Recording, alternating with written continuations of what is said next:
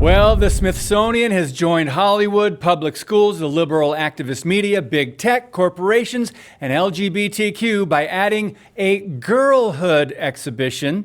In keeping with the modern celebration of godlessness and moral relativism, the museum features biological male Jazz Jennings, along with atheist, racist, eugenicist, and founder of Planned Parenthood, Margaret Sanger.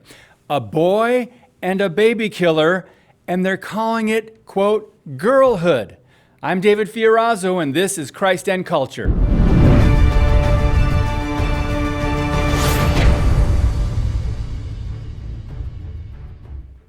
It's just another example of the direction of a culture in confusion and chaos resulting from abandoning God, history, and the truth of creation.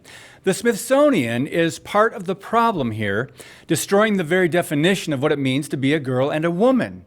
Malcolm Muggeridge once said this: "One of the peculiar sins of the 20th century, which we've developed to a very high level, is the sin of credulity. It has been said that when human beings stop believing in God, they believe in nothing. The truth is much worse. They believe in anything." So at the Smithsonian, girlhood, it's complicated, was put on in honor of the 100th anniversary of women's suffrage, but in reality, it explores girlhood through the lens of postmodernism and critical theory. So, who should they include in this exhibit?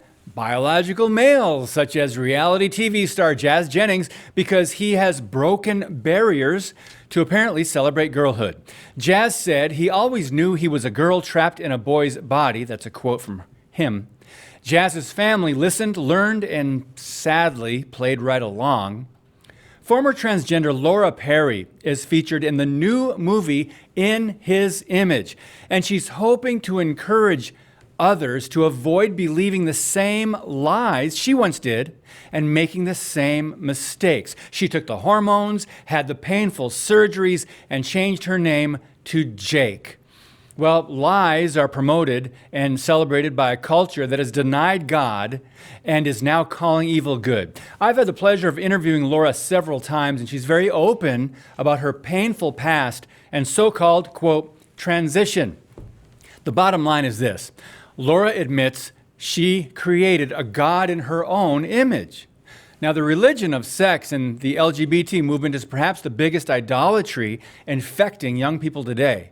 Several years back, the Christian Medical and Dental Association stated this: among individuals who identify as transgender, use cross-sex hormones, and undergo sex reassignment surgery, there is well-documented increased incidence of depression, anxiety, suicidal ideation, substance abuse, and risky sexual behaviors.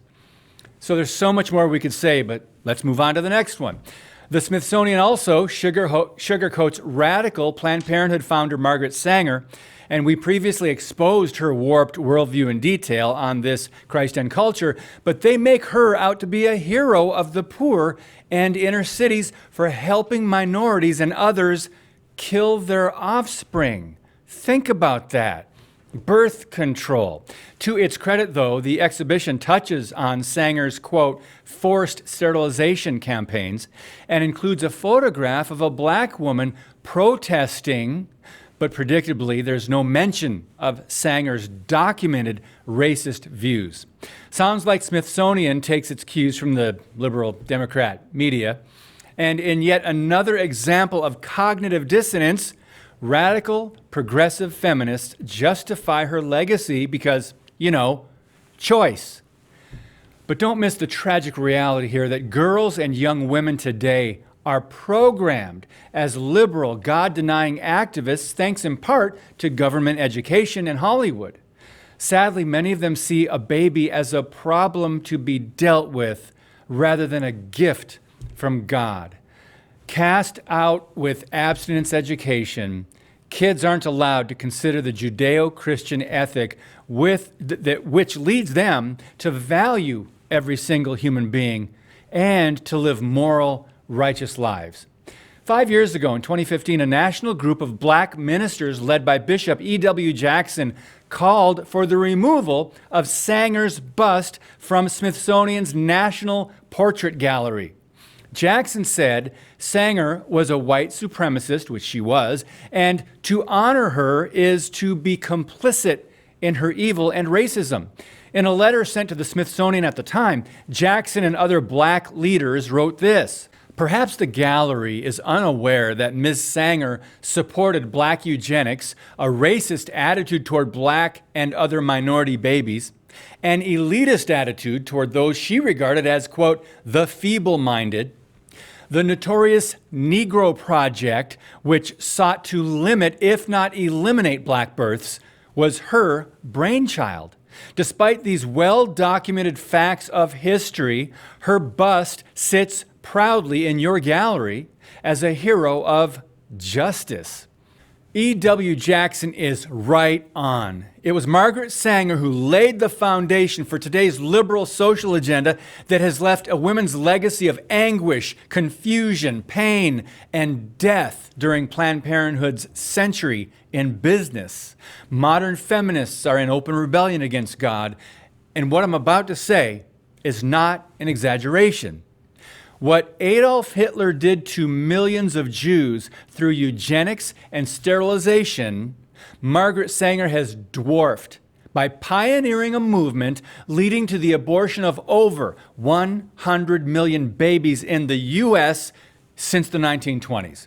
Sadly, most people are ignorant of this horrible history, leading to ideas such as abortion on demand, population control, and sadly, euthanasia. And today, Sanger, along with Jazz Jennings, are celebrated in the same breath under girlhood. I feel sorry for Jennings and can't imagine the inner brokenness and confusion due to accepting all the lies.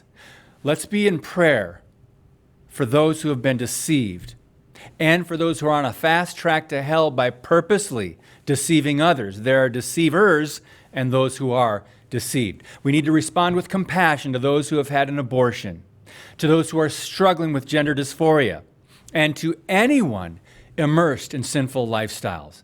But know the facts and be prepared to offer the hope of Jesus Christ to those who are blind that they might see.